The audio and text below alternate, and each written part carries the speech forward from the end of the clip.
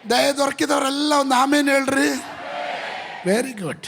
ಅದಕ್ಕೆ ಕಂಡ 18:3 ಬೊಗ್ಗಿ ನಮಸ್ಕರಿಸಿ ಸ್ವಾಮಿ ದಯವಿರಲಿ. ಏನಿರ್ಲಿ ದಯ ಇದ್ರೆ ದಾಸನ ಬಳಿಗೆ ದಯ ಮಾಡದೆ ಮುಂದೆ ಹೋಗಬೇಡಿರಿ. ನೀವು ದಾಸನಿರುವ ಸ್ಥಳದ ಹತ್ತಿರ ಹಾದು ಹೋಗುತ್ತೀರಲ್ಲ. ನೋಡ್ರಿ, ಇದು ಯಾವ ಸಂದರ್ಭ? ಅಬ್ರಾಮನ ಮನೆಗೆ 3 ದೇವದೂತರು ಬಂದಂತ ಸಂದರ್ಭ. ಅವ್ರು ಹಾದು ಹೋಗ್ತಾ ಇರುವಾಗ ಏನು ಹೇಳಿದ್ರು? ದಾಯೆ ಇರಲಿ. ಇವತ್ತು ಕೆಲವರ ಪ್ರಾರ್ಥನೆಯಲ್ಲಿ ದೂತರನ್ನ ವೆಲ್ಕಮ್ ಮಾಡೋದಿಕ್ಕೆ, ಔತಣ ಕೊಡೋದಿಕ್ಕೆ, ಸೋದರ ಅಬ್ರಾಹ್ಮನ್ ಮನೆಗೆ ಬಂದಾಗ ಅಬ್ರಾಹ್ಮನ್ ಏನು ಕೊಟ್ಟ? 3 ದೂತರಿಗೆ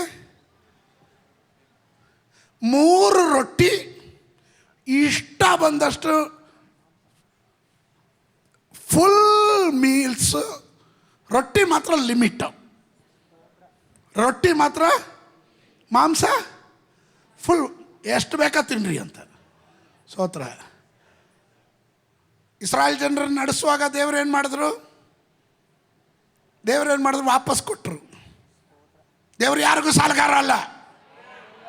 ಅದಕ್ಕೆ ನಾನು ಅವಾಗವಾಗ ಹೇಳ್ತಾ ಇರ್ತೀನಿ, ನೀವು ಎಣಿಸ್ಕೊಟ್ರೆ ನೀವು ಎಣಿಸೇ ತಗೊಳೋದು, ಬಾಚ್ ಕೊಟ್ಟರೆ ನೀವು ಬಾಚ್ ತಗೊತೀರ, ಲೆಕ್ಕ ಇಲ್ದ್ರೆ ಚೆಲ್ಲಿದ್ರೆ ನೀವು ಲೆಕ್ಕ ಇಲ್ದ್ರೆ ಗಳಿಸ್ತೀರ. ಗಮನಿಸ್ರಿ, ಎಣಿಸಿ 3 ರೊಟ್ಟಿ, 3 ದೂತರು 3 ರೊಟ್ಟಿ. ದೇವರು ಮನ್ನಾ ಕೊಟ್ಟಾಗ ಇಸ್ರಾಯೇಲ್ ಜನರಿಗೆ ಒಂದೇ ಒಬ್ಬರಿಗೆ ಮಾಂಸ ಎಷ್ಟು ಬೇಕಾ ತಿನ್ರಿ. ಸ್ತೋತ್ರ. ಅರ್ಥ ಆಯ್ತಾ? ದಯ ಇರಲಿ. ಅಬ್ರಾಹ್ಮಣ ಹೇಳ್ತಾನೆ, ದೇವರೇ ನಿನ್ ದಯ ಇರಲಿ. ಯಾಕೆ ದಯೆ? ದೂತರನ್ನ ಬರಮಾಡೋದಕ್ಕೆ, ಅವರನ್ನ ಸತ್ಕರಿಸೋದಕ್ಕೆ ದೇವರ ದಯೆ ಇರಬೇಕು. ಈ ಅತಿಥಿ ಸತ್ಕಾರ ಎನ್ನೋದು ಎಲ್ರಿಗೂ ಬರಲ್ಲ. ಅದಕ್ಕೆ ದಯೆ ಇರೋರಿಗೆ ಆಗೋದು.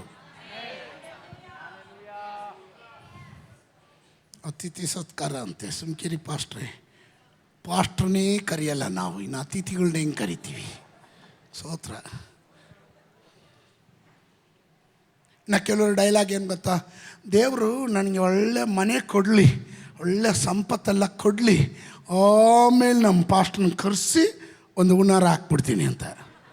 ಈ ದಯೆ ಇಲ್ಲದೆ ಇದ್ದರೆ you can not even glass of water you cannot give to others. ನಮ್ಮ ಮನೆಯಲ್ಲಿ ಅಂತೂ ಅತಿಥಿಗಳ ಜಾತ್ರೆನೇ ಇರುತ್ತೆ. 100 ಜನ ಬಂದರೂ ಸಂತೋಷವಾಗಿ ಬನ್ನಿ ಅಂತೀನಿ. ಸ್ತೋತ್ರ. ನಮ್ಮವಳು ಹೇಳ್ತಾರೆ, ರೀ ಶಾರ್ಟ್ ಪೀರಿಯಡಲ್ಲಿ ಇಷ್ಟು ಹೆಂಗ್ರಿ ಮಾಡೋಕ್ಕಾಗುತ್ತೆ ಅಂತ. ಸ್ತೋತ್ರ. ನಿನಗೇನೋ ಕಷ್ಟ ಇದ್ದರೆ ಹೇಳು, ಅದಕ್ಕೆ ವ್ಯವಸ್ಥೆ ನಾನು ಮಾಡ್ತೀನಿ ಅಂತ. ಅವಳಿಗೆ ಗೊತ್ತು, ನಾನು ಹೇಳಿದ್ರೆ ಮಾಡೇ ಮಾಡ್ತೀನಿ. ಅದರಿಂದ ನೋ ಪ್ರಾಬ್ಲಮ್. ಸ್ತೋತ್ರ. No problem. ಯಾಕೆ ಗೊತ್ತಾ? ಕೊಟ್ಟು ಕೆಟ್ಟವರು ಯಾರೂ ಇಲ್ಲ, ಕೊಡದೆ ಕೆಟ್ಟವ್ರು ಅನೇಕರಿದ್ದಾರೆ. ಪಕ್ಕದಲ್ಲಿರೋ ಕೈ ಕೊಟ್ಟು ಹೇಳ್ರಿ, ಕೊಟ್ಟು ಕೆಟ್ಟವ್ರು ಯಾರೂ ಇಲ್ಲ. ಕೊಡದೆ ಇದೆ, ಕೆಟ್ಟ ನಾಶ ಅದೇ.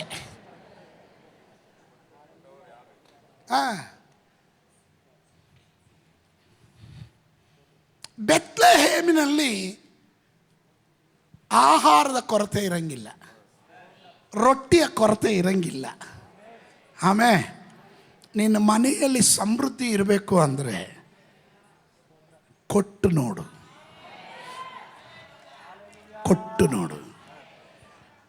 ಅಬ್ರಾಹ್ಮಣ ಹೇಳ್ತಾನೆ, ದೇವರ ದಯೆ ಇರಲಿ. ದಾಸನ ಬಳಿಗೆ ಬನ್ನಿ, ಮನೆಗೆ ಬನ್ನಿ. ಸ್ತೋತ್ರ. ದಯೆ ಇರೋನನ್ನು ಹುಡುಕೊಂಡು ದೇವದೂತರು ಬರ್ತಾರೆ. ಇವತ್ತು ನಿನ್ನ ಮೇಲೆ ದಯೆ ಇದ್ರೆ ದೂತರ ವೇಷದಲ್ಲೂ ಬರ್ತಾರೆ. ಯಾರೋ ಬರ್ಬೋದು, ದೂತರೇ ಬರ್ಬೋದು. ಓಕೆ, ಮುಂದಕ್ಕೆ ಹೋಗ್ತೀನಿ. ಇನ್ನು 19ನೇ ಅಧ್ಯಾಯದ 19ನೇ ವಾಕ್ಯ. ನೀನು ನಿನ್ನ ದಾಸನ ಮೇಲೆ ದಯವಿಟ್ಟು ನನ್ನ ಪ್ರಾಣವನ್ನು ಉಳಿಸಿದ್ದು. ಏನಿಟ್ಟು? ದಯವನ್ನ ಇಟ್ಟು ನನ್ನ ಪ್ರಾಣವನ್ನ ಉಳಿಸಿದ್ದು ಬಹು ವಿಶೇಷವಾದ ಉಪಕಾರವೇ. ಆದರೆ ಬೆಟ್ಟಕ್ಕೆ ಓಡಿ ಹೋಗಲಾರೆ, ನಾನು ಹೋಗ್ತಿರುವಾಗ ಆ ವಿಪತ್ತು ನನಗೆ ಉಂಟಾಗಿ ಸತ್ತೇನು ಅಂತ. ಯಾರು ಹೇಳ್ತಾ ಇರೋದು ಇದು? ಲೋಟನು. ಸೋದೋಮ್ ಗೋಮೋರನ್ನು ದೇವರು ನಾಶ ಮಾಡೋದಕ್ಕೆ ತೀರ್ಮಾನ ಮಾಡಿದಾಗ ಲೋಟನನ್ನ ಕುಟುಂಬವನ್ನು ದೇವರು ತನ್ನ ದಯೆಯಿಂದ ಆವರಿಸ್ತಾನೆ. ಲೋಟನ್ಗೊಂದು ಆಪ್ಷನ್ ಕೊಡ್ತಾನೆ, ಬೇಗನೆ ನಿನಗೆ ಉಳ್ಳವ್ರನ್ನ ಕರ್ಕೊಂಡು ನೀನು ಓಡು, ಹಿಂದೆ ತಿರುಗಿ ನೋಡಬೇಡ, ಹಿಂದೆ ತಿರುಗಿ ನೋಡಬೇಡ, ಓಡು. ಇವನು ಒಂದು ಡೈಲಾಗ್ ಹೊಡಿತಾನೆ, ಏನು ದಯವಿಟ್ಟು ನಾನು ಓಡೋ ಟೈಮಲ್ಲಿ ಆ ಬೆಂಕಿ ಪಟ್ಟಣದ ಮೇಲೆ ಬಿದ್ದು ನಾಶ ಮಾಡಿದ್ರೆ ಅದರಲ್ಲಿ ನಾನೂ ಸತ್ತೋಗ್ಬಿಡ್ತೀನಲ್ಲ. ಸ್ತೋತ್ರ. ಅವಾಗ ದೇವರು ಹೇಳ್ತಾರೆ, ನಿನ್ನ ಮೇಲೆ ದಯೆ, ನೀನು ಆ ಪದ ಹೇಳ್ದೆ ಅಲ್ಲ, ದಯೆ ಇಟ್ಟು ಅಂತ. ಆದ್ದರಿಂದ ನೀನು ಸೇರಬೇಕಾದ ಪಟ್ಟಣವನ್ನು ನಾನು ಬೆಂಕಿಯಿಂದ ಆಹುತಿ ಮಾಡಲ್ಲ. ನೀನು ಸೇರೋವರೆಗೂ ಅದನ್ನು ನಾಶನೂ ಮಾಡೋದಿಲ್ಲ. ಕಮಾನ್. ನಿನ್ನ ಕುಟುಂಬ ನಾಶವಾಗದೆ, ನಿನ್ನ ಗಂಡ ನಾಶವಾಗದೆ ಇರೋದು, ನಿನ್ನ ಹೆಂಡತಿ ನಾಶವಾಗದೆ ಇರೋದು ದೇವ್ರ ದಯೆ ಆವರಿಸಿರೋದ್ರಿಂದ. ಕೆಲ ಪುಣ್ಯಾತ್ಮಂದಿರು ಮಾಡೋ ಕಾರ್ಯಕ್ಕೆ ಯಾವತ್ತೋ ಟಿಕೆಟ್ ತಗೊಬೇಕಾಯ್ತು. ಉಳ್ಕೊಂಡಿರೋದು ಏನು ಕಾರಣ ಗೊತ್ತಾ? ಯಾರೋ ಪ್ರಾರ್ಥನೆ ಮಾಡ್ತಾ ಇದ್ದಾರೆ. ಅಮ್ಮ ಪ್ರಾರ್ಥನೆ ಮಾಡಿರ್ತಾಳೆ, ಇಲ್ಲ ಹೆಂಡತಿ ಪ್ರಾರ್ಥನೆ ಮಾಡಿರ್ತಾಳೆ, ಇಲ್ಲ ಸಭೆ ಪ್ರಾರ್ಥನೆ ಮಾಡಿರುತ್ತೆ. ನೀನು ಉಳ್ಕೊಂಡಿರೋದು ಆ ದಯೆಯಿಂದ.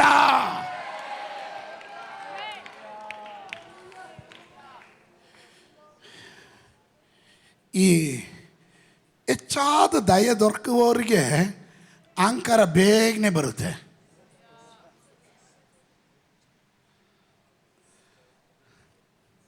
ಈ ದಯೆ ಏನು ಮಾಡುತ್ತೆ? ಈ ದಯೆ ಬರಲಿಕ್ಕಿರುವಂಥ ನ್ಯಾಯ ತೀರ್ಪಿನಿಂದ ನಿಮ್ಮನ್ನು ಪ್ರತ್ಯೇಕಿಸಿ ನಿಮ್ಮನ್ನು ಸಂರಕ್ಷಣೆ ಮಾಡುತ್ತಲ್ಲ, ಅದನ್ನೇ ದಯೆ ಮಾಡೋ ಕೆಲಸ. ಅರ್ಥ ಆಗ್ತಿದೆಯಾ? ಪಟ್ಟಣದ ಮೇಲೆ ದೇವರ ನ್ಯಾಯ ತೀರ್ಪು ಬರ್ತಾ ಇದೆ, ಅದರಿಂದ ನಿಮ್ಮನ್ನು ಸಪ್ರೇಟ್ ಮಾಡಿ. ಎಷ್ಟೋ ಸಂದರ್ಭಗಳಲ್ಲಿ ನಾವು ಪಾಸ್ ಆದಮೇಲೆ ಮರ ಬಿದ್ದಿರುತ್ತೆ. ಗಾಡಿ ಪಾಸ್ ಆದ, ಅಯ್ಯೋ ಈಗ ತಾನೇ ಅಲ್ಲಿದ್ದ ಪಾಸ್ ಆದೆ, 5 ನಿಮಿಷ ಮುಂಚೆ ನಾನು ಅಲ್ಲಿದ್ದಿದ್ರೆ ನನ್ನ ಮೇಲೆ ಬಿದ್ದಿರೋದು. ನಿನ್ನನ್ನು ಪ್ರತ್ಯೇಕಿಸಿ ನಿನ್ನನ್ನು ಸಂರಕ್ಷಣೆ ಮಾಡೋದೇ ದಯೆ ಕೆಲಸ. ಆ ದಯೆ ಲೋಟನ ಮೇಲೆ ದೇವರು ಕೊಟ್ಟನು, ಅಬ್ರಾಮನ ಮೇಲೆ ದೇವರು ಕೊಟ್ಟನು, ನೋಹನ ಮೇಲೆ ದೇವರು ಕೊಟ್ಟನು, ಮೋಶೆಯ ಮೇಲೆ ದೇವರು ಕೊಟ್ಟನು. ಇವತ್ತು ನಿನ್ನ ಮೇಲೂ ದೇವರ ದಯೆ ತೋರಿಸ್ತಾನೆ. ಈ ತಿಂಗಳು ಮುಗಿಯೋಷ್ಟರಲ್ಲಿ ಕೆಲ ಕುಟುಂಬಗಳ ಮೇಲೆ, ಕೆಲ ವ್ಯಕ್ತಿಗಳ ಮೇಲೆ ದೇವರ ದಯೆ ಅಪಾರವಾಗಿ ಇಳಿದು ಬರುತ್ತೆ. ದಯೆ ಲಭಿಸಿದವರು ದೇವರಿಗೆ ಸ್ತುತಿ ಮಾಡಲೇ.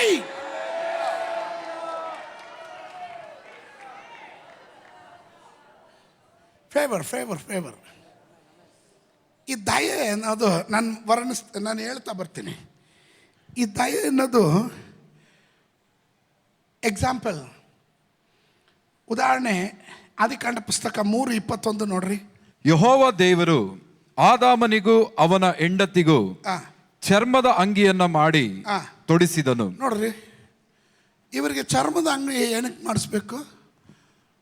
ಇವರು ಪಾಪ ಮಾಡಿದಾಗ ತೇಜಸ್ಸಿನ ಶರೀರ ಹೋಯ್ತು, ಇವರು ನಗ್ನರಾಗಿದ್ದರು. ದೇವರು ಇಮ್ಮಿಡಿಯೇಟ್ ಅವ್ರನ್ನ ನಾಶ ಮಾಡಲಿಲ್ಲ. ಅದಕ್ಕೆ ಬದಲಾಗಿ ಏನು ಮಾಡಿದ್ರು? ಚರ್ಮದ ಅಂಗಿಯನ್ನು. ಸ್ತೋತ್ರ ಹೇಳಲಿಲ್ವಲ್ರಿ? ನಿಮಗೆ ಹಿಂಗೆ ಹೇಳಿದ್ರೆ ಅರ್ಥ ಆಗಲ್ಲ.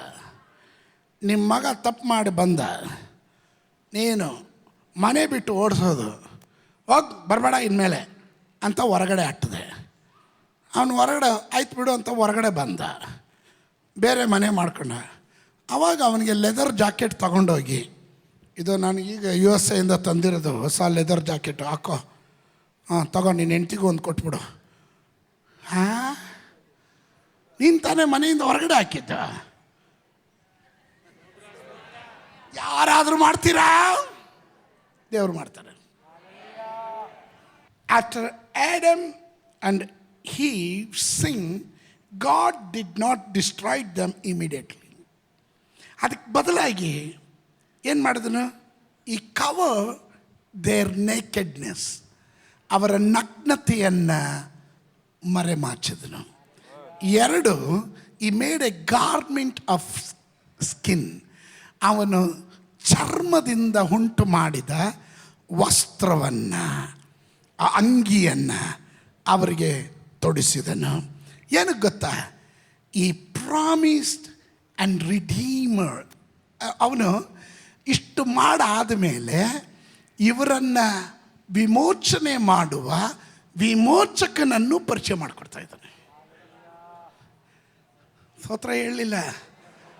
3:15 ಆದಿಕಾಂಡ ಪುಸ್ತಕ 3:15, ನಿನಗೂ ಈ ಸ್ತ್ರೀಗೂ ನಿನ್ನ ಸಂತಾನಕ್ಕೂ ಈ ಸ್ತ್ರೀಯ ಸಂತಾನಕ್ಕೂ ಅಗೆತನ ಇರುವ ಹಾಗೆ ಮಾಡುವೆನು.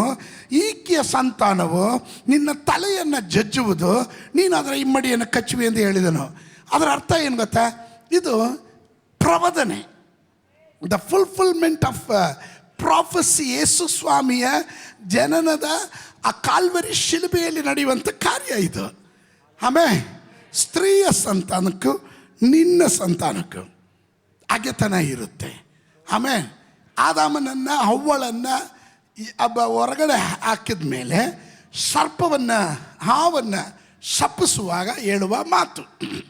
ಅದರ ಜೊತೆಗೆ ದೇವರು ಮುಂದಿನ ಭವಿಷ್ಯದಲ್ಲಿ ನಿನಗೊಂದು ರಿಡೀಮರ್, ವಿಮೋಚಕನನ್ನು ಕಳಿಸ್ತೀನಿ ಅಂತ ಪ್ರಾಮಿಸ್ ಮಾಡ್ತಾ ಇದ್ದಾರೆ ದೇವರು.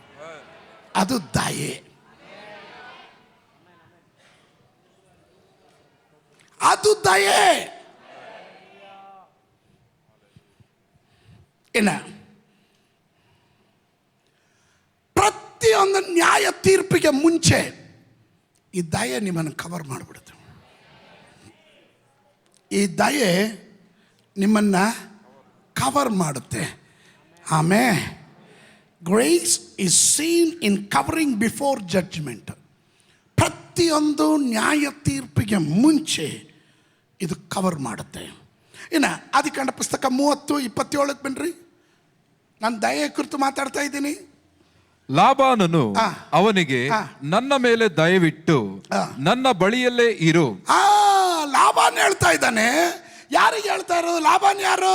ಯಾಕೋಬನ ಮಾವನ ಹೇಳ್ತಾ ಇದ್ದಾನೆ, ದಯವಿಟ್ಟು ನೀನು ನನ್ನ ಬಳಿಯಲ್ಲೇ ಇರು. ಎಷ್ಟು ವರ್ಷ ಆಯಿತು? 20 ವರ್ಷ ಕಳ್ಕೊಂಡ ಯಾಕೋಬ. ಸ್ತೋತ್ರ. ಅವನು ಇಷ್ಟಪಟ್ಟು ಹುಡುಗಿನ ಅವನು ಕೊಡಲಿಲ್ಲ. ಸ್ತೋತ್ರ. ಹಲೋ, ಅವಳ ಅಕ್ಕನ ಕೊಟ್ಬಿಟ್ಟು ಮದುವೆ ಮಾಡ್ದ. ಚೀಟ್ ಮಾಡ್ದವನು. ಸ್ತೋತ್ರ. ಚೀಟ್ ಮಾಡ್ದ. ತಿರ್ಗಾ 7 ವರ್ಷ ದುಡಿ, ಇವಳು ಕೊಡ್ತೀನಿ ಅಂತ ತಿರ್ಗಾ ದುಡ್ದ. 20 ವರ್ಷ ಕಳೆದ ಮೇಲೆ ನಾನು ನನ್ನ ದಾರಿ ಹಿಡಿತೀನಿ ಅಂತ ಬಂದ. ಅವಾಗ ಲಾಭನ ಹೇಳ್ತಾನೆ, ದಯವಿಟ್ಟು. ಹೆಂಗೆ? ದಯವಿಟ್ಟು ನನ್ನ ಬಳಿಯಲ್ಲೇ ಇರು. ಹೋಗ್ಬೇಡಪ್ಪ, ನೀನು ನನ್ನ ಬಳಿಯಲ್ಲೇ ಇರು. ಯಾಕಂದ್ರೆ ಈ ಕೃಪೆ ಉಳ್ಳವನ ಜೊತೆ ಇದ್ರೆ ಆಶೀರ್ವಾದ ಕಟ್ಟಿಟ್ಟ ಬುದ್ಧಿ.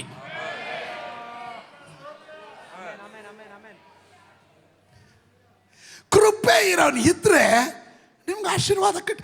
ಲಾಭನೇ ಹೇಳ್ತಾ ಇರೋ ಟೆಸ್ಟ್ ಮನಿ ಏನು ಗೊತ್ತಾ? ನಿನ್ನಿಂದಲೇ ನಾನು ಆಶೀರ್ವಾದ ಹೊಂದಿದ್ರಂತ. ನೀನು ಬಂದ ಮೇಲೆ ನನಗಿಷ್ಟೊಂದು ಆಶೀರ್ವಾದ.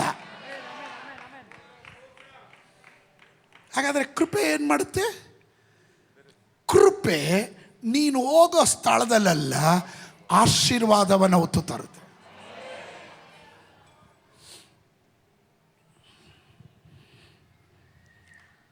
Because of you, the Lord has blessed me. ದೇವರು ನನ್ನನ್ನು ಆಶೀರ್ವಾದ ಮಾಡಿದ. ಆ ವಾಕ್ಯ ಓದಿ ಪಾಸ್ಟ್ರೆ. ಯೆಹೋವನು ನಿನ್ನ ನಿಮಿತ್ತ, ಯೆಹೋವನು ನಿನ್ನ ನಿಮಿತ್ತ ನನ್ನನ್ನು ಅಭಿವೃದ್ಧಿ ಪಡಿಸಿದ್ದಾನೆಂದು ಚೆನ್ನಾಗಿ ತಿಳಿದಿದ್ದೇನೆ. ಲಾಭಾನ್ ಚೆನ್ನಾಗಿ ತಿಳ್ಕೊಂಡಿದ್ದಾರೆ. ಪಕ್ಕದಲ್ಲಿರೋರು ಕೈ ಕೊಟ್ಟು ಹೇಳ್ರಿ, ಕೃಪೆ ಉಳ್ಳವ್ರ ಜೊತೆ ಸಹವಾಸ ಇರಲಿ.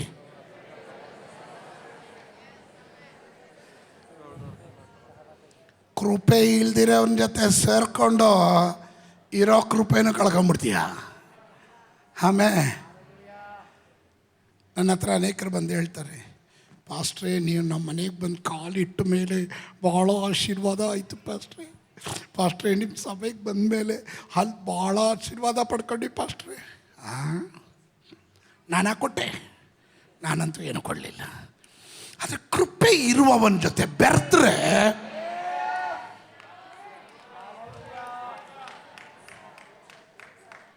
ಮಲಯಾಳಮಲ್ಲಿ ಒಂದು ನಾಣ್ಣುಡಿ ಹೇಳ್ತಾರೆ, ಅಂಗಳದಲ್ಲಿರುವ ಮಲ್ಲಿಗೆಯ ಗಿಡದ ಪರಿಮಳ ಒಂದೊಂದು ಕಲ್ಲಲ್ಲೂ ಅದರ ಪರಿಮಳ ಹೊರಬರುತ್ತಂತೆ. ಸ್ತೋತ್ರ. ಅಂಗಳದಲ್ಲಿರುವ ಮಲ್ಲಿಗೆ ಗಿಡಕ್ಕೆ ಮಾತ್ರ ಅಲ್ಲ, ಅದರ ಸುತ್ತಮುತ್ತ ಇರೋ ಎಲ್ಲ ಕಲ್ಲುಗಳಿಗೂ ಅದರ ಘಮ ಹೊಡಿತಾ ಇರುತ್ತಂತೆ. ಸ್ತೋತ್ರ ಹೇಳಲಿಲ್ಲ. ಕೃಪೆ ಉಳ್ಳವ್ರ ಜೊತೆ ಇದ್ದರೆ ನಿಮಗೂ ಗೊತ್ತಿಲ್ಲದೆ ಅಭಿವೃದ್ಧಿ ಕಾಣ್ತೀರ, ಆಶೀರ್ವಾದ ಕಂಡೇ ಕಾಣ್ತೀರ. ನಂಬೋರು ಮಾತ್ರ ಒಂದು ಆಮೇಲೆ ಹೇಳ್ರಿ. ಅದಕ್ಕೆ ಸತ್ಯವೇದ ಗ್ರಂಥದ ಅಡಿಪಾಯದಲ್ಲಿ ನಾನು ಹೇಳ್ತೇನೆ, ಕೃಪೆ ಇಲ್ದಿರೋರ ಸಂಗಡ ಹೋಗಿ ತಲೆ ಕೊಡಬೇಡ್ರಿ, ತಗಲಾಕೊಂಬೇಡ್ರಿ. ಬೇಡ ಅಂಥವ್ರ ಸಾಹಸನೇ ಬೇಡ ನಮಗೆ. ಆಮೇಲೆ ಈ ಕೃಪೆ ಅನ್ನೋದು ದೈವದತ್ತವಾಗಿ ಬರುವಂಥದ್ದು. ಮರಿಯಳನ್ನು ಯಾರು ಆರಿಸ್ಕೊಂಡಿದ್ದು? ದೂತ ಬಂದು ಹೇಳ್ದ ಅಷ್ಟೇ, ದಯೆ ಹೊಂದಿದವಳೇ ನಿನಗೆ ವಂದನೆ. ದಯೆ ಹೊಂದಿದವಳೇ ಅಂತ ದೂತನಿಗೆ ಗೊತ್ತಾಗಂಗೆ ಅವಳ ಮೇಲೆ ದಯೆ ಇತ್ತು. Is it right? ಹಾಗಾದರೆ ನಿನ್ನನ್ನು ನೋಡಿದ್ರೆ ಗೊತ್ತಾಗುತ್ತೆ ನಿನ್ನ ಮೇಲೆ ದೇವ್ರ ದಯೆ ಇದೆ ಅಂತ. ಕೆಲವ್ರಿಗೆ ನೋಡ್ರಿ, ನೀವು ಎಷ್ಟೇ ಸಪೋರ್ಟ್ ಮಾಡಿರಿ ಅವ್ರ ಮೇಲೆ ಬರಲ್ಲ. ಯಾಕೆ ಬರಲ್ಲ ಅಂದರೆ ದಯೆಯನ್ನು ಆ ಬೌಂಡ್ರಿಗೆ ಬಂದಿಲ್ಲ ಅವರು. ಇನ್ನು ಕೆಲವ್ರು ನೋಡ್ರಿ ಬೇಗನೆ ಅಭಿವೃದ್ಧಿ ಆಗ್ತಾರೆ. ಸ್ವಲ್ಪ ಪುಷ್ ಕೊಟ್ಟರೆ ಸಾಕು, ಸ್ವಲ್ಪ ಒಂದು ಹೆಜ್ಜೆ ಹಿಂಗೆ ಲಿಫ್ಟ್ ಮಾಡಿದ್ರೆ ಸಾಕು ಅಭಿವೃದ್ಧಿ ಆಗ್ತಾರೆ. ಅದು ಮಾಡೋದು ಮನುಷ್ಯ ಅಲ್ಲ, ದೇವರು ಮಾಡೋದು. ಆಮೇಲೆ ನಿಮ್ಮ ಬಲಗೈ ನಿಮ್ಮ ತಲೆ ಮೇಲೆ ಇಟ್ಬಿಟ್ಟು ಹೇಳ್ರಿ, ಯೇಸುವಿನ ನಾಮದಲ್ಲಿ ನಾನು ದಯೆಯಿಂದ ತುಂಬಲ್ಪಟ್ಟಿರೋನು. ನನ್ನ ಮೇಲೆ ದಯೆ ಇದೆ, ನನ್ನ ಕುಟುಂಬದ ಮೇಲೆ ಇದೆ, ನನ್ನ ಮಕ್ಕಳ ಮೇಲೆ ಇದೆ, ದಯೆ ಇದೆ.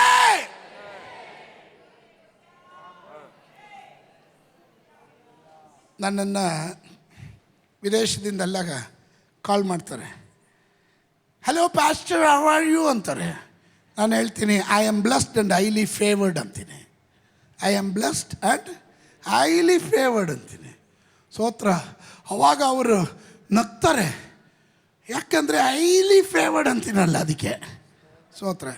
ನಮ್ಮಲ್ಲಿ ನಮ್ಮವ್ರು ಯಾರಾದರೂ ಕಾಲ್ ಮಾಡಿದ್ರೆ ಕೇಳ್ತಾರೆ, ಪಾಸ್ಟ್ರೇ ಹೇಗಿದ್ದೀರಾ? ದೇವರ ದಯೆಯಿಂದ ನಿಮ್ಮೆಲ್ಲರ ಪ್ರಾರ್ಥನೆಯಿಂದ ಗುಂಡ್ಕಲ್ ಥರ ಇದ್ದೀನಿ ಅಂತ. ಇದು ಹೆಂಗಿದೆ? ಸ್ತೋತ್ರ. ಕನ್ನಡದಲ್ಲೊಂದು ಮಜಾ ಇದೆ ಅಲ್ಲ? ಆಮೇಲೆ ಯಾಕೆ? ದೇವ್ರ ದಯೆ ಇರೋದ್ರಿಂದ. ಸ್ತೋತ್ರ.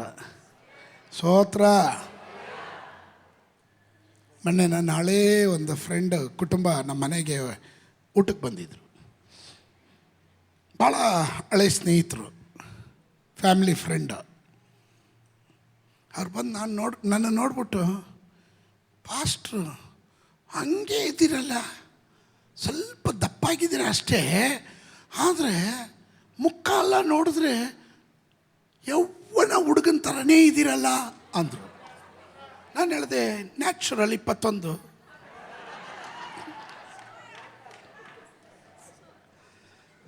ಬ್ಯೂಟಿಫುಲ್ ಅಂದರು. ಆಮೇಲೆ ಸೀಕ್ರೆಟ್ ಹಾಕಿ, ಶುಗರ್ ಬಿ ಪಿ ಏನಾದರೂ ಇದೆಯಾ ಅಂದ್ರೆ, ಯೇಸುವಿನ ನಾಮದಲ್ಲಿ ಆ ಬೌಂಡ್ರಿಗೆ ಬರಲ್ಲ ಅದು.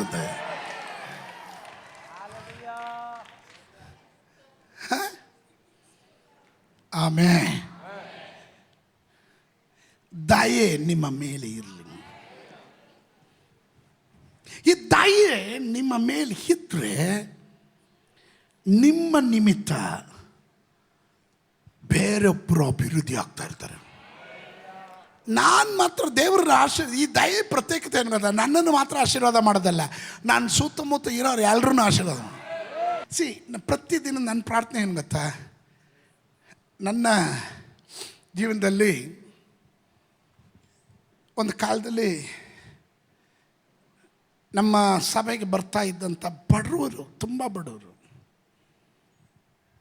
ಆದರೆ ಬೇರೆ ಭಾಷೆಯ ಆರಾಧಕರು ಅದೇ ಸಭೆಯಲ್ಲಿದ್ದವರು ಕೆಲವರು ಕನ್ನಡ ಸರ್ವಿಸ್ ಅಂದಾಗ ತುಚ್ಛವಾಗಿ ನೋಡೋರು, ತುಂಬ ಕೀಳಾಗಿ ಮಾತಾಡೋರು.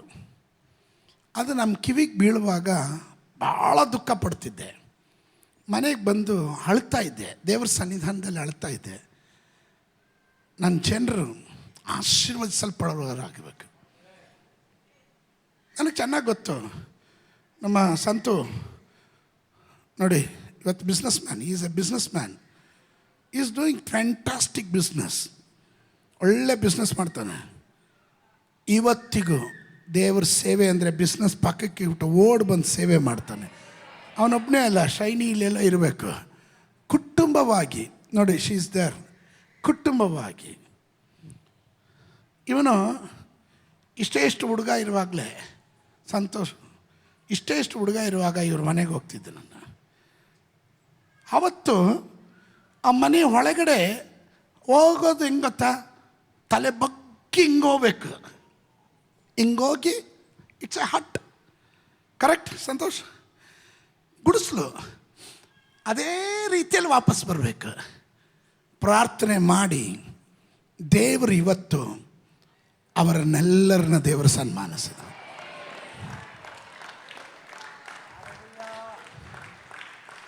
ಒಂದು ಎರಡು ಸ್ಟೋರಿ ಅಲ್ಲ ನಾನು ಹೇಳ್ತಾ ಇರೋದು. ಈ ಸಭೆಯಲ್ಲಿ ಇರುವಂಥ ಅನೇಕರು, ಕೆಲವರು ಕೃತಜ್ಞತೆ ಉಳ್ಳವರು, ಕೆಲವರು ಕೃತಜ್ಞತೆ ಇಲ್ಲದೆ ಹೋದರು, ಏನು ಇಲ್ಲದ್ರೆ ಕೆಲವು ಮನೆಗಳಲ್ಲಿ ಹೋಗಿ ಕುತ್ಕೊಂಡ್ಬಿಡ್ತಿದ್ದೆ, ಉಪವಾಸ ಮಾಡ್ತಿದ್ದೆ. ಅವ್ರನ್ನ ಅಲ್ಲಿಂದ ಅಭಿವೃದ್ಧಿಗೋಸ್ಕರ ಅವ್ರ ಮನೆಗೆ ಹೋಗ್ತಿದ್ದೆ. ಬೆಳಗ್ಗೆ ಹೋಗಿ ಒಂದು ತೊಟ್ಟು ನೀರು ಕುಡಿಯಲ್ಲ ಅವ್ರ ಮನೆಯಲ್ಲಿ, ಉಪವಾಸದಲ್ಲಿ ಕುತ್ಕೋತಿದ್ದೆ, ಪ್ರಾರ್ಥನೆ ಮಾಡ್ತಿದ್ದೆ ಆ ಮನೆಯ ಬಿಡುಗಡೆಗೋಸ್ಕರ. ಸಂಜೆ ಆಗುವಾಗ ಎದ್ದು ಬರ್ತಿದ್ದೆ, ಆ ಪ್ರಾರ್ಥನೆಯಿಂದ ಹೊರಗಡೆ ಬರ್ತಿದ್ದೆ. ಅವ್ರ ಮನೆ ಒಂದು ಕೋಣೆ ತೊಗೊಳ್ತಿದ್ದೆ, ಅಲ್ಲಿ ಹೋಗಿ ಕುತ್ಕೊಳ್ತಿದ್ದೆ, ಪ್ರಾರ್ಥನೆ ಮಾಡ್ತಿದ್ದೆ. ಯಾಕಂದರೆ ಇವರ ಜೀವನದಲ್ಲಿ ಪದೇ ಪದೇ ಬರುವ ಅಟ್ಯಾಕ್ಗಳು, ಹೋರಾಟಗಳು ಇನ್ನು ಬರಬಾರ್ದು. ನಿಮಗೆ ಗೊತ್ತಾ, ಆ ಮನೆಗಳನ್ನೆಲ್ಲ ದೇವರ ಆಶೀರ್ವಾದ ಮಾಡಿದ್ನು, ಅವ್ರನ್ನೆಲ್ಲ ಸಮೃದ್ಧಿಯಾಗಿ ಆಶೀರ್ವಾದ ಮಾಡಿದ್ನು. ಆಮೇಲೆ ಇದು ಎಲ್ಲಿಂದ ನಡೀತು? ದಯೆ ಲಭಿಸಿದವನು ಒಬ್ಬನ ಸಂಗಡ ಸೇರಿದ್ರೆ ಇವತ್ತು ಕರ್ನಾಟಕದಲ್ಲಿ ಅತಿ ದೊಡ್ಡ ಕನ್ನಡದ ಸಭೆಯಾಗಿ ಬೆಳೆಯೋ ಹಂಗೆ ದೇವರು ಮಾಡಬೇಕಾದ್ರೆ ಇದು ರವಿಮಣಿ ಪಾಸ್ಟರ್ ತೋಳ್ಬಲ ಅಲ್ಲ, ಸಾಮರ್ಥ್ಯ ಅಲ್ಲ, ಇದು ದೇವರ ದಯೆ ಆಗಿದೆ.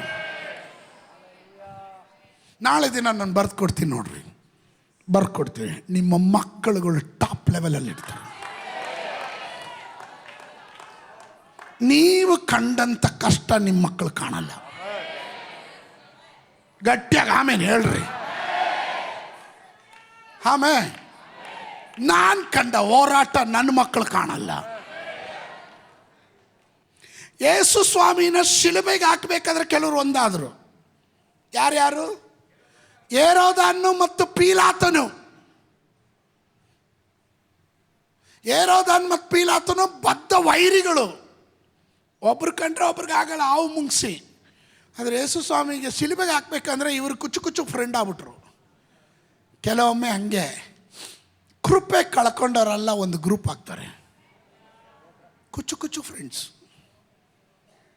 ಯಾಕೆ ಗೊತ್ತಾ? ಕೃಪೆ ಇರೋನ ಹತ್ರ ಬಂದರೆ ಹಿಂಗೆ ಆಶೀರ್ವಾದ ಇದೆ ಅಂತ ಸೈತಾನ್ ಗೊತ್ತು. ಅಲ್ಲಿಂದ ಬೇರ್ಪಡಿಸೋದೇ ಅವನ ಉದ್ದೇಶ. ಅರ್ಥ ಮಾಡ್ಕೊಳ್ರಿ. ನೀವು ಬೇಕಾದ್ರೆ ನೋಡ್ರಿ, ಇಂಜರಿದು ಹೋದವರು ಎಲ್ಲ ಒಂದು ಟೀಮ್ ಮಾಡ್ಕೊತವೆ. ಇವರು ಡಿಸ್ಕಷನ್ ಏನಿರುತ್ತೆ ಗೊತ್ತಾ?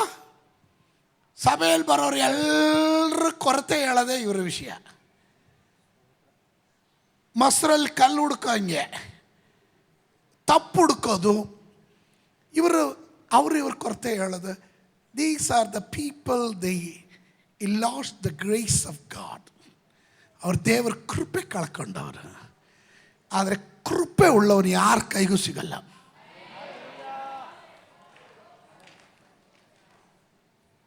ನಿನ್ನ ಕೃಪೆ ಸೋರಿ ಹೋಗದೆ ಇರಬೇಕಾದ್ರೆ ಅಂಥವ್ರ ಸಹವಾಸ ಮಾಡಬಾರ್ದು. ಯೂದನ ಪತ್ರಿಕೆಯಲ್ಲಿ ಹೇಳೋ ಪ್ರಕಾರ ಅಂಥವ್ರ ಜೊತೆ ಊಟನೂ ಮಾಡಬಾರ್ದು ಅಂತ. ಯೂದನ ಪತ್ರಿಕೆಯಲ್ಲಿ ಹೇಳೋದು ಅಂಥವ್ರ ಜೊತೆ ಊಟನೂ ಮಾಡಬಾರ್ದು ಅಂತ. ನೋಡಿ, ಯೂದನ ಪತ್ರಿಕೆ 1ನೇ ಅಧ್ಯಾಯ ತಗೊಳ್ರಿ, ವಾಕ್ಯ ಸಿಗ್ತಾ ನೋಡ್ರಿ, ಸಿಗ್ತಾ? ಆರಂಭದಲ್ಲಿದೆ ನೋಡ್ರಿ. ಎಷ್ಟನೇ ವಾಕ್ಯ ಹೇಳ್ಬಿಟ್ಟು ಹೇಳ್ರಿ.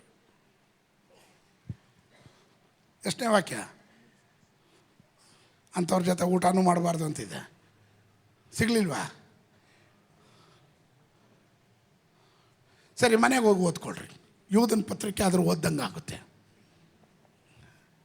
ಅಂಥವ್ರ ಜೊತೆ ಊಟನೂ ಮಾಡಬಾರ್ದು. Don't fellowship with them. ನಿನ್ನ ಕೃಪೆ ಕಳೆಯುವವನ ಸಂಗಡ ಹೋಗಬೇಡ. ಕೃಪೆ ಇರೋನ ಸಂಗಡ ಸೇರು. ನಿನಗೆ ಗೊತ್ತಿಲ್ಲದ್ರೆ ನೀನು ಅಭಿವೃದ್ಧಿ ಕಾಣ್ತಾ ಇರ್ತೀಯ. ಲಾಭನ ಹೇಳ್ತಾನೆ, ನೀನು ನನ್ನನ್ನು ಬಿಟ್ಟು ಹೋಗಬೇಡಯ್ಯ, ನೀನು ನನ್ನ ಜೊತೆನೇ ಇರು. ಯಾಕೆ ಗೊತ್ತಾ? ನಿನ್ನಿಂದನೇ ನನ್ನ ಅಭಿವೃದ್ಧಿ ಆಗಿತ್ತು. ಸ್ತೋತ್ರ. ಸಭೆಯಿಂದ ಅಭಿವೃದ್ಧಿ ಆದವರು ಸಭೆಯನ್ನು ಮರೆಯುವಾಗ, ಕೃತಜ್ಞತೆ ಇಲ್ಲದೆ ಇರುವಾಗ ಲಾಭನ ಹೇಳ್ತಾನೆ, ನಿನ್ನಿಂದನೇ ಅಭಿವೃದ್ಧಿ ಆಗಿದ್ದು, ನೀನು ನನ್ನನ್ನು ಬಿಟ್ಟು ಹೋಗಬೇಡ. ಕಾರಣ ನಿನ್ನ ಮೇಲೊಂದು ದಯೆ ಇದೆ. ಇವತ್ತು ಕೆಲವರು ಹೋಗುವ ಸ್ಥಳಗಳಲ್ಲಿ, ಆಫೀಸ್ಗಳಲ್ಲಿ, ಕಾಲೇಜುಗಳಲ್ಲಿ, ಅಲ್ಲಲ್ಲಿ ಸುತ್ತಮುತ್ತಲಿನ ಜನರ ಮಧ್ಯದಲ್ಲಿ ವ್ಯವಹರಿಸುವಾಗ ನಿನಗೆ ಗೊತ್ತಿಲ್ಲದೆ ಇರುವ ಕೃಪೆ ನಿನ್ನನ್ನು ಆವರಿಸಬೇಕು.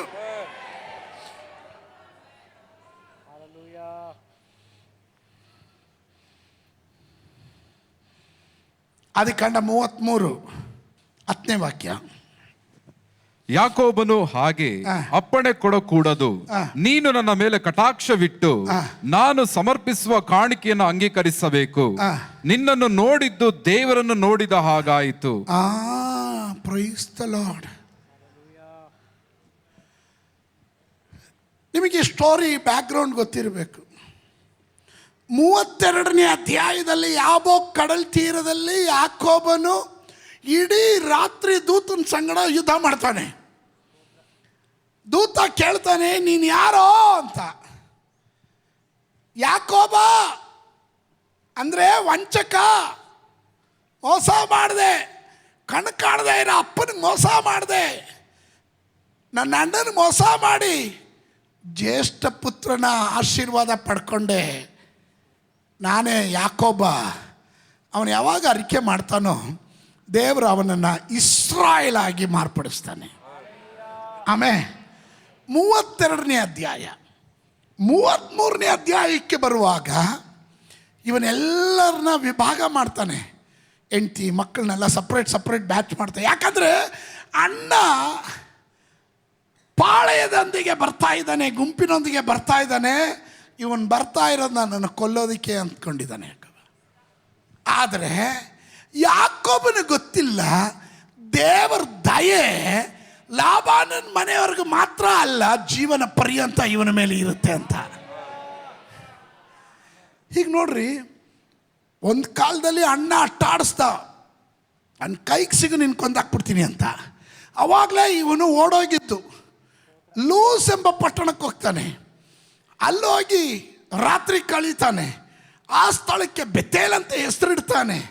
ಆಮೇಲೆ ಅಲ್ಲಿಂದ ಲಾಬಾನ್ ಮನೆಗೆ ಹೋದವನು 20 ವರ್ಷಗಳಾದ್ಮೇಲೆ ಬರ್ತಾ ಇದ್ದಾನೆ. ಸ್ತೋತ್ರ. ದೇವ್ರ ಹತ್ರ ಫಸ್ಟೇ ಹೇಳ್ಬಿಟ್ಟ. 32ನೇ ಅಧ್ಯಾಯದ 10ನೇ ವಾಕ್ಯ, 32:10 ಆದಿಕಾಂಡ. ನೀನು ನಿನ್ನ ದಾಸನಾದ ನನ್ನ ಮೇಲೆ ಎಷ್ಟೋ ಪ್ರೀತಿಯನ್ನಿಟ್ಟು ನಿನ್ನ ವಾಗ್ದಾನವನ್ನು ನೆರವೇರಿಸಿದೆಯಲ್ಲ. ನಾನು ಅದಕ್ಕೆ ಕೇವಲ ಪಾತ್ರನಾಗಿದ್ದೇನೆ. ನಾನು ಮೊದಲು ಈ ಯೋರ್ದಾನ್ ನದಿಯನ್ನು ದಾಟಿದಾಗ ನನಗೆ ಕೋಲು ಮಾತ್ರವೇ ಇತ್ತು. ಯೋರ್ದಾನ್ ದಾಟುವಾಗ ಇವನಿಗೆ ಎಷ್ಟು ಏನಿತ್ತು? ಒಂದೇ ಒಂದು ಕೋಲು ಹಿಡ್ಕೊಂಡು ಹೋದವನು. ಈಗ 2 ಪಾಳೆಯಗಳ ಒಡೆಯನಾಗಿದ್ದೇನೆ.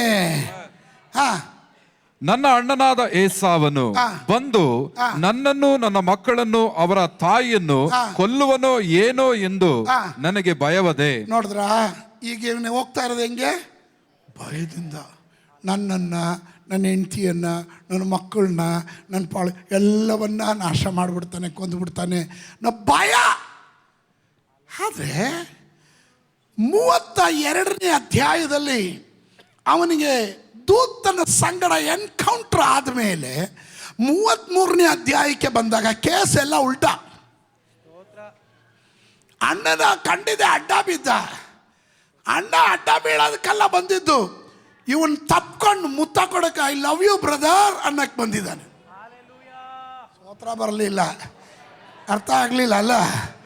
ಯಾರು ಕೊಲ್ಲೋದಕ್ಕೆ ಅಲ್ಲಿ ಮಸೀತಾ ಇದ್ರು ಅವರೇ ಬಂದು ತಪ್ಕೊಂಡು ಐ ಲವ್ ಯು ಅಂತ. Can you image?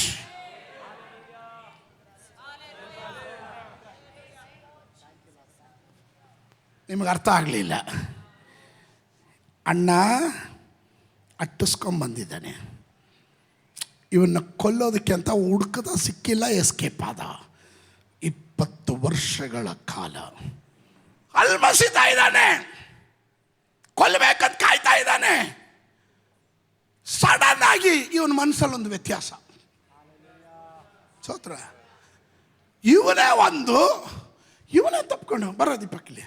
ಅವನು ಯಾಕೊಬ್ಬ ಅಡ್ಡ ಬಿತ್ತು ಇದು ಮಾಡೋಕ್ಕೆ, ಏಸವ ಕೊಲ್ಲೋದಕ್ಕೆ ನಾನು ಬರ್ತಾ ಇರಬೇಕು. ಅವನು ಆಗಲೇ ದೇವ್ರ ಹತ್ರ ಪ್ರಯಾಣ, ದೇವರೇ ನನ್ನ ಅಣ್ಣ ಬಂದು ನನ್ನನ್ನು, ನನ್ನ ಹೆಂಡತಿ, ನನ್ನ ಮಕ್ಕಳನ್ನೆಲ್ಲ ಕೊಂದು ಬಿಡ್ತಾರೆ, ಅದೇ ಭಯ ಆಗ್ತಾ ಇದೆ ಅಂತ. ಆ ರಾತ್ರಿ ದೇವದೂತನು ಸಂದರ್ಶನ ಕೊಟ್ಟು ಅವನ ತಪ್ಪು, ಅವನ ಹೆಸರು ಫಸ್ಟು ಅಪ್ಪ ಹೆಸರು ಕೇಳಿದ್ರು. ಏನೋ ನಿನ್ನ ಹೆಸರು ಏನೋ ಅಂದರೆ ಏಸಾವ ಅಂತ ಹೇಳಿದ್ದ. ಈಗ ದೂತ ಕೇಳಿದ್ರೆ ನಿನ್ನ ಹೆಸರು ಏನು ಅಂದರೆ ಯಾಕೋಬ ಅಂದ. ಕರೆಕ್ಟಾಗಿ ಹೇಳಿದೆ ಮಗನೇ ಅಂತ. ಆವಾಗಲೇ ಅವನ ಹೆಸರು ಚೇಂಜ್ ಮಾಡಿ, ಅವನ ಜೀವನ ಚೇಂಜ್ ಮಾಡಿ. ನೋಡ್ರಿ, ಒಂದೇ ಒಂದು ಇದರಲ್ಲಿ ಎನ್ಕೌಂಟ್ರಲ್ಲಿ ಅವನು ಚೇಂಜ್ ಆಗೋಯ್ತು, ಅವನ ಚರಿತ್ರೆ ಚೇಂಜ್ ಆಗೋಯ್ತು. ಕಾರಣ ಅವನ ಮೇಲೆ ದಯೆ ಇರೋದ್ರಿಂದ. ಕೆಲವರ ಚರಿತ್ರೆಯನ್ನು ದೇವರು ಬದಲಾಯಿಸ್ತಾನೆ. ಆಮೇಲೆ ನಿನ್ನ ಹಾಗೆಗಾರನ ಸ್ನೇಹಿತರಾಗ, ನಿನ್ನ ಶತ್ರುಗಳನ್ನ ಮಿತ್ರನಾಗಿ ದೇವರು ಮಾಡ್ತಾನೆ. ದಯೆ ದಯೆ ದಯೆ ದಯೆ ಇರಲೇ.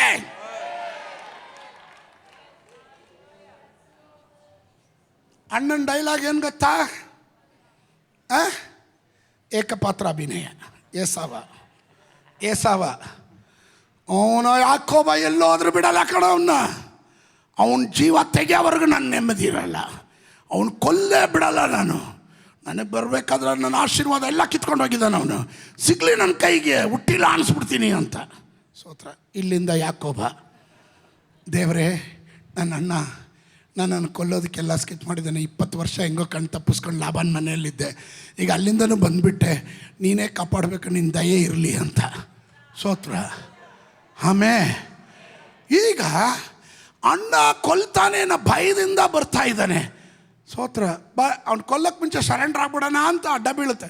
ಯಾಕೋ ಅಡ್ಡ ಬೀಳ್ತೀಯ? ಬಾರೋ ಅಪ್ಕೊಳ್ಳೋ. ಲೇ ಎಲ್ಲೋಗಿದ್ದೋ ನಮ್ಮ ಬ್ರದರ್.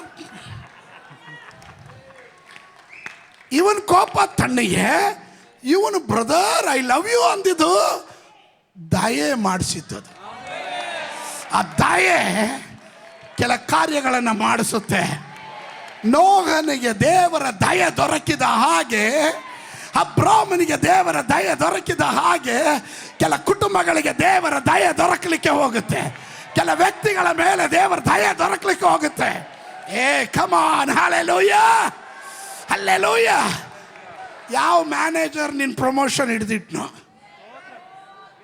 ಅವನೇ ಕರೆದು ಹೇಳ್ತಾನೆ, hey man, it's amazing, you are promoted man. ಅವನು manager, you are a GM man.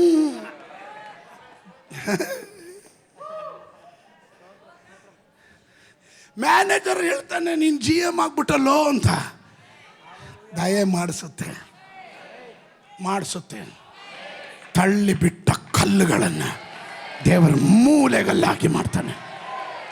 Come on, somebody shout hallelujah. ಯಾರಾದ್ರೂ ಕೂಗಿ ಹೇಳ್ರಿ, ದಯೆ ಇರಲಿ, ದೇವರ ದಯೆ ಇರಲಿ. ಇನ್ನು 33ನೇ ಅಧ್ಯಾಯದ 15ನೇ ವಾಕ್ಯಕ್ಕೆ ಬನ್ರಿ. ಏಸಾವನು ನನ್ನ ಆಳುಗಳಲ್ಲಿ ಕೆಲವರನ್ನು ನಿನ್ನ ಸಂಗಡ ಬಿಟ್ಟು ಹೋಗುತ್ತೇನೆ ಅನ್ನಲು ಯಾಕೋಬನು ಅದೇಕೆ, ತಮ್ಮ ದಯೆ ನನ್ನ ಮೇಲೆ ಇದ್ದರೆ ಸಾಕು ಎಂದು ಹೇಳಿದನು. ನೋಡ್ರಿ, ಈಗ ಅಣ್ಣ ತಮ್ಮದಿರು ಒಂದಾಗ್ಬಿಟ್ರು, ಕೂಲ್ ಆಗ್ಬಿಟ್ರು. ಈಗ ಅಣ್ಣ ಹೇಳ್ತಾ ಇದ್ದಾನೆ, ಏರಿಯಾ ಎಲ್ಲ ಸರಿ ಇಲ್ಲ, ನನ್ನ ಕೆಲ ಸಿಪಾಯಿಗಳನ್ನ ನಿನಗೆ ಸಹಾಯಕ್ಕೆ ಬಿಟ್ಟು ಹೋಗ್ತೀನಿ, ನಿನ್ನ ಜೊತೆಯಲ್ಲಿ ಪ್ರೊಟೆಕ್ಷನ್ಗೆ. ಕೊಲ್ಲಕ್ಕೆ ಬಂದವನು ಪ್ರೊಟೆಕ್ಷನಾ? ಬಿಡಲ್ಲ, ಸೇಡು ತೀರ್ಸ್ಕೊಳ್ಳೋವರೆಗೂ ಬಿಡಲ್ಲ. Hello brother, praise the Lord brother. ಸೋತ್ರ ನಮ್ಮಲ್ಲಿ ಕೆಲವರೆಲ್ಲ ನಾಟಕ ಮಾಡ್ತಾರೆ ಸುಮ್ಮನೆ.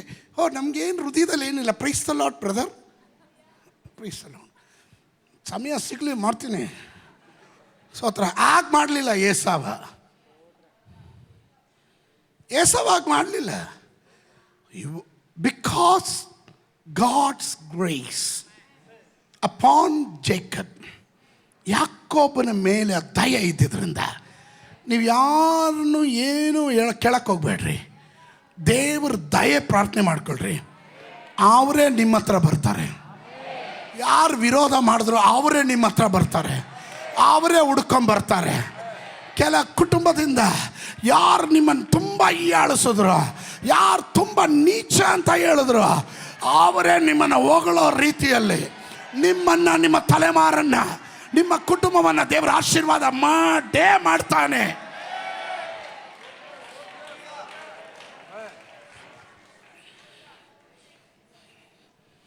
ನಾನು ನನ್ನ ತಾಯಿ ದೀಕ್ಷಾ ಸ್ನಾನ ಹೊಂದಿದಾಗ ಇದೇ ಪಟ್ಟಣದಲ್ಲಿ ನಮ್ಮ ಬಂಧುಗಳು, ನಮ್ಮ ತಾಯಿ, ನಾನು ಮನೆಗೆ ಹೋದಾಗ ಗಲೀಜು ನೀರಲ್ಲಿ ಮುಳುಗಿ ಬಂದವರು ಒಳಗಡೆ ಬರಬೇಡ ಅಂತ ಹೇಳಿದ್ರು, ಗಟ್ಟಾವುಟ್ ಹೊಡೆದವರು. ಅದೇ ಪಟ್ಟಣದಲ್ಲಿ ಹಲ್ಲೆಲೂಯಾ ದೇವರು ನಮ್ಮನ್ನು ಸನ್ಮಾನಿಸಿದನು. ಇದೇ ಕೈಯಿಂದ ಅವರ ಮಕ್ಕಳುಗಳನ್ನು ದೀಕ್ಷಾ ಸ್ನಾನ ಮಾಡಿಸಿದ್ದೀನಿ. That's our God. ಆಮೇಲೆ ಆಮೇಲೆ ನೀವು ವಿರೋಧಿಗಳನ್ನು ದೇವರೇ ಅವನ ಮನಸ್ಸು ಚೇಂಜ್ ಮಾಡಿಸು, ಅವನಿಗೆ ಒಳ್ಳೆ ಬುದ್ಧಿ ಕೊಡು, ಇದೇನು ಮಾಡೋಕ್ಕೋಬೇಡ. ನಿನ್ನ ದಯೆಯನ್ನು ಹೆಚ್ಚಿಸು. ದೇವರೇ, ನಿನ್ನ ದಯೆ ನನ್ನ ಮೇಲೆ ಹೆಚ್ಚಾಗಲಿ, ನಿನ್ನ ದಯೆ ನನ್ನ ಮೇಲೆ ಹೆಚ್ಚಾಗಲಿ. ಶಬ್ದ ತೆಗೆದು ಹೇಳ್ರಿ, ನಿನ್ನ ದಯೆ ನನ್ನ ಮೇಲೆ ಹೆಚ್ಚಾಗಲಿ.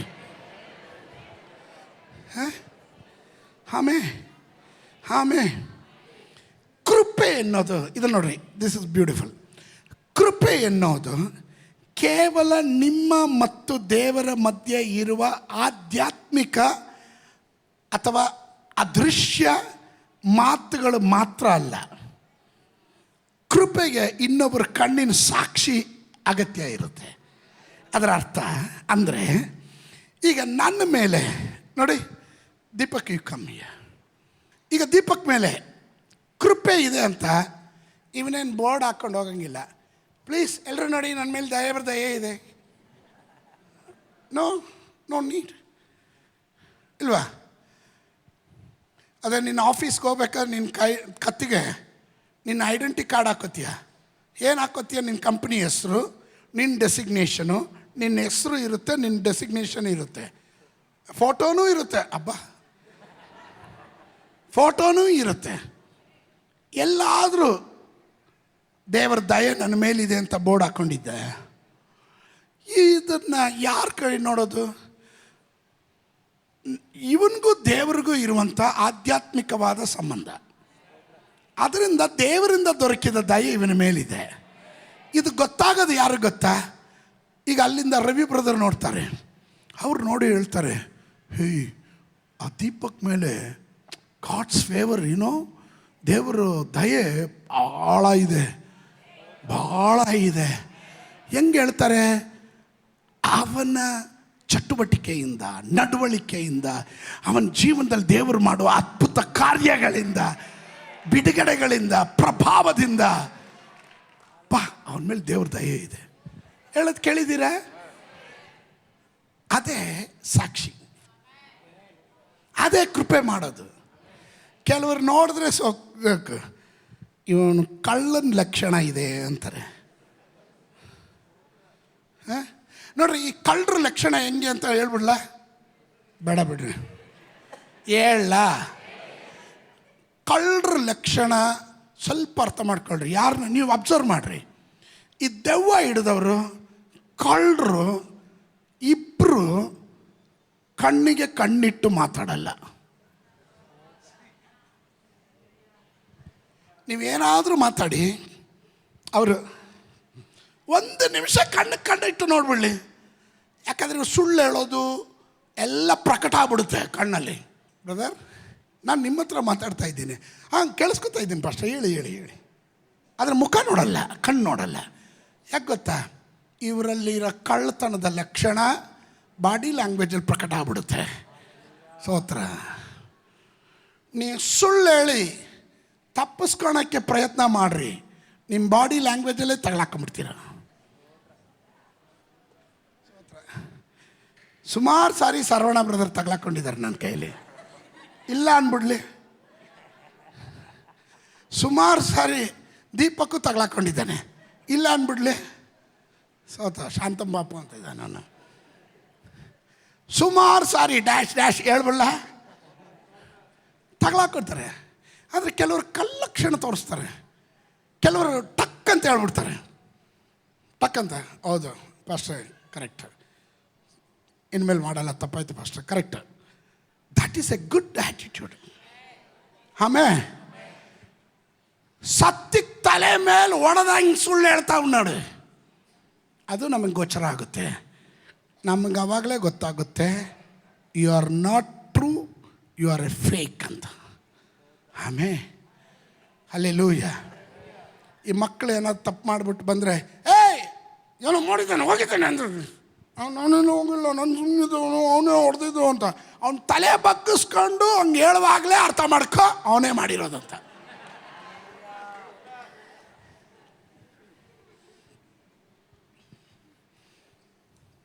ನಮ್ಮ ಮನೆಯಲ್ಲಿ ಚಿಕ್ಕವಳಿದ್ದಾಳಲ್ಲ, ತುಂಬ ಘಾಟಿ, ಸ್ವೀಟಿ ಅಂತ ಹೆಸರಿಟ್ಟಿದ್ರು. ಅವಳು ತುಂಬ ಘಾಟಿ, ತುಂಬ ನಾಟಿನೂ ಮನೆಯಲ್ಲಿ.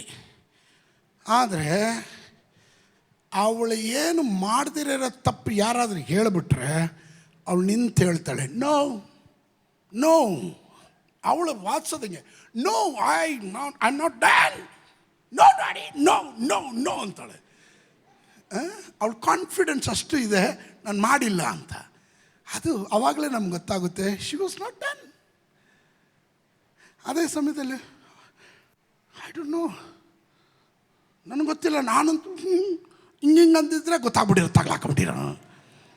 ಆಮೇಲೆ ಕೆಲವರು ಸ್ತೋತ್ರ ಹೇಳದೆ ಇದ್ದಾಗಲೇ ನನಗೆ ಅರ್ಥ ಆಯಿತು, ಪಾಸ್ಟ್ರು ನನ್ನನ್ನೇ ಟಾರ್ಗೆಟ್ ಮಾಡ್ತಾ ಇದ್ದಾರೆ ಅಂತ.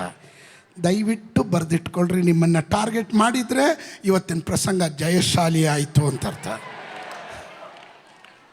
ಈಗಾದರೂ ಮನ ತಿರುಗಿ, ದೇವರ ದಯೆ ದೊರಕಲಿ ನಿಮಗೆ. ಆಮೇಲೆ ಸ್ತೋತ್ರ. ಹೆಂಡತಿ ಬಂದು ಹತ್ಕೊಂಡು ಹೇಳೋ ಸೀನ್ ಕೇಳಿದ್ರೆ ಹೆಂಡತಿ 100% ಪರ್ಫೆಕ್ಟ್. ಗಂಡನ ಹತ್ರ ಮಾತಾಡಿದ್ರೆ, ಗಂಡ ಹೇಳೋದು ನೋಡಿದ್ರೆ ಇವನು 110% ಕರೆಕ್ಟ್. ಸ್ತೋತ್ರ. ಇದು ಮಧ್ಯದಲ್ಲಿ ವಿವೇಚಿಸುವ ವರ ಇಲ್ಲ ಅಂದರೆ 100% ಪಾಸ್ಟರ್ ಫೇಲ್. ಆಮೇ ಸ್ತೋತ್ರ ಸ್ತೋತ್ರ. ವರ್ಷಗಳ ಹಿಂದೆ ನಮ್ಮ ಸೇವೆಯ ಆರಂಭದ ಕಾಲಗಳಲ್ಲಿ ನಾನು, ಪಾಸ್ಟರ್ ಅನಿಸನು, ನಾವೆಲ್ಲ ಸೇವೆ ಮಾಡ್ತಿದ್ದಂಥ ಕಾಲದಲ್ಲಿ ಸುಲ್ತಾನ್ ಪಾಳದಲ್ಲಿ ಒಂದು ಹುಡುಗಿ ಇದ್ಲು.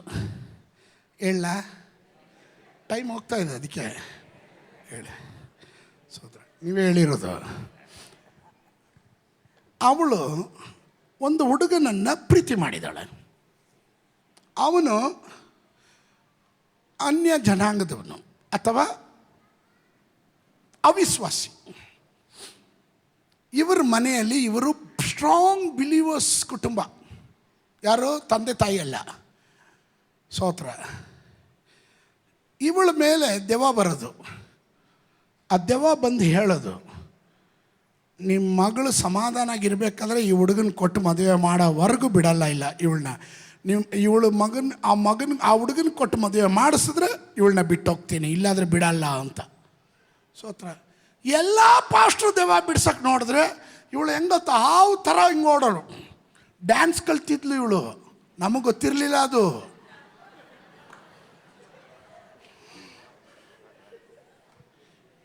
ತಮಿಳಲ್ಲಿ ಅವಾಗ ಆಡು ಪಾಂಬೆ ಅಂತಿದ್ರಲ್ಲ, ಆ ಥರ ಇವಳು ಆಡ್ತಾ ಇದ್ಲು.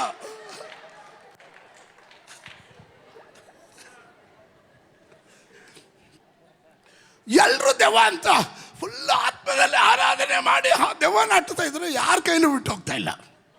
ಸರಿ ಹೋಗ್ತೀನಿ ಬಿಡು ಅಂತದ್ದು. ಹೋಗಿದ ತಕ್ಷಣ ಅವ್ರು ಹಂಗೆ ಹೋಗಿದ್ದೆ ಇಲ್ಲ ಆಡೋದು ತಿರ್ಗಾ. ಸ್ತೋತ್ರ. ಅನಿಸೇನೋ ನಾವೆಲ್ಲ ಕುತ್ಕೊಂಡು ಮಾತಾಡ್ತೀವಿ. ಆವಾಗ ಒಂದಿನ ಗೊತ್ತಾಗಿ ಇವಳು ನಾಟಕ ಮಾಡ್ತಾ ಇದ್ದಾಳೆ ಅನ್ನೋದು ನಮಗೆ ಕ್ಲಿಕ್ ಆಗೋಯ್ತು. ಸ್ತೋತ್ರ. ಒಂದು ದಿನ ಅನಿಸೇನೋ ಇವತ್ತು ಗ್ರಾಚಾರ ಬಿಡಿಸ್ತೀನಿ ಅಂತ ಹೇಳಿ ಅವಾಗ ಉಲ್ಟಾ ತಿರ್ಕೊಂಡ. ನಿಲ್ಸು ನೀನು ಡ್ಯಾನ್ಸು, ಕರೆಕ್ಟಾಗಿ ಹೇಳು, ಆ ಹುಡುಗನಿಗೂ ನಿನಗೂ ಎಷ್ಟು ದಿನದಿಂದ ಪ್ರೀತಿ ಎಲ್ಲ ಬಹಿರಂಗವಾಗಿ ಹೇಳ್ಬಿಟ್ಟು. ಆವಾಗ ಅವಳು ನಾನೇ ನಾಟಕ ಮಾಡಿದೆ, ತಪ್ಪಾಯಿತು, ಮದುವೆ ಮಾಡಿಸ್ಬಿಟ್ಟು.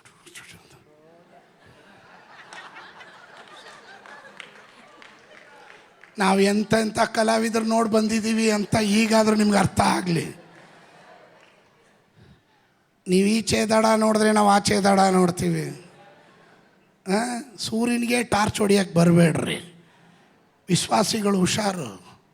ಆಮೇಲೆ ನಾನು ಹೇಳೋದು ಕಳ್ಳತನದ ಲಕ್ಷಣಗಳು, ಸುಳ್ಳಿನ ಆತ್ಮಗಳು.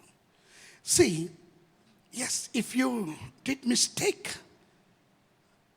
ಒಪ್ಪು, ಆಯಿತು ನಾನು ತಪ್ಪು ಮಾಡಿದೆ, ಇನ್ನು ಮಾಡಲ್ಲ, ಬಿಟ್ಬಿಟ್ಟೆ, ಅಷ್ಟೇ, ಮುಗೀತು.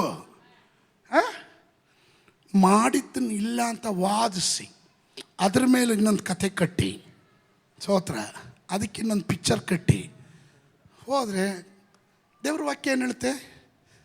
ಪಾಪಗಳನ್ನು ಅರಿಕೆ ಮಾಡಿ ಬಿಟ್ಟು ಬಿಡುವವನಿಗೆ ಶುಭ ಲಭಿಸುತ್ತದೆ ಅಲ್ವಾ? ಶುಭ ಲಭಿಸ್ಬೇಕಾ? Leave it, that's it. ಚರ್ಮ ಏನು ಸುಳಿಯಲ್ವಲ್ಲ? ಚರ್ಮ ಅಂತೂ ಸುಳಿಯಲ್ಲ, ನೀನು ಹಂಗೆ ಇರ್ತೀಯ ತಾನೆ. ಈಗೋ ಬಿಡಲ್ಲ, ನಾನು ಎನ್ನ ಅಹಂ ಬಿಡಲ್ಲ. ಕೃಪೆಗೆ ತದ್ವಿರುದ್ಧವಾದದ್ದೇ ಅಹಂಕಾರ. ಅಹಂಕಾರ ದರ್ಪ ತೋರಿಸುತ್ತೆ, ನಾನು ಎಂಬುದು ತೋರಿಸುತ್ತೆ. ಕೃಪೆ ನಾವು ಎನ್ನುವುದು ತೋರಿಸುತ್ತೆ. ಅಹಂಕಾರ ಹೇಳುತ್ತೆ ಎಲ್ಲ ನನ್ನಿಂದನೇ ಅನ್ನತ್ತೆ. ಕೃಪೆ ಹೇಳುತ್ತೆ ನನ್ನಿಂದ ಅಲ್ಲ, ನನ್ನ ದೇವರ ಕೃಪೆಯಿಂದ. I can explain so many things about the God's grace. ದೇವರ ಕೃಪೆಯ ಕುರಿತು ಉದ್ದ ಎಷ್ಟು ಗಂಟೆ ಬೇಕಾದರೂ ನಾನು ಪ್ರಸಂಗ ಮಾಡಬಲ್ಲೆ. ಆಮೇಲೆ ಅದರಿಂದಲೇ ದೇವರ ದಯೆ, ಎಸ್ತೇರಳಿಗೆ ದೇವರ ದಯೆ ದೊರಕಿತು. ನನ್ನ ಮೇಲೆ ದೇವರ ದಯೆ ಇರುವುದು ನಾನಲ್ಲ ಅರಿಯೋದು, ನನ್ನನ್ನು ಕಾಣುವನು ಹೇಳಬೇಕು ಅದು ದೇವರ ದಯೆ ಎಂಬುದಾಗಿ. ಆಮೇಲೆ ನಾನೆಲ್ಲ ಹೇಳೋದು ನನ್ನ ಮೇಲೆ ದಯೆ ಇದೆ ಅಂತ, ನನ್ನನ್ನು ನೋಡೋರು ಹೇಳಬೇಕು ಅವರ ಮೇಲೆ ದೇವರ ದಯೆ ಇದೆ ಅಂತ. ಹಲ್ಲೆಲೂಯ. ನಿನ್ನನ್ನು ಕಾಣುವವರು ಹೇಳಬೇಕು ಇವರ ಮೇಲೆ ದೇವರ ದಯೆ ಇದೆ. ಆಮೇಲೆ ದಯೆ ಇರೋನನ್ನ ದೇವರು ಒಂದು ಕಾಲದಲ್ಲಿ ಕೈ ಬಿಡಲ್ಲ. ದಯೆ ಇರೋ ನನ್ನ ದೇವರು ಡಿಫ್ರೆಂಟ್ ಆ್ಯಂಗಲಲ್ಲೇ ನೋಡೋದು. ಇವತ್ತು ನಿನ್ನ ಮೇಲೆ ದಯೆ ಇದೆ, ದೇವರು ನಿಮ್ಮನ್ನು ಪರಿಪಾಲನೆ ಮಾಡ್ತಾನೆ. ಆಮೇಲೆ ಎದ್ದು ನಿಂತ್ಕೊಳ್ಳೋಣ.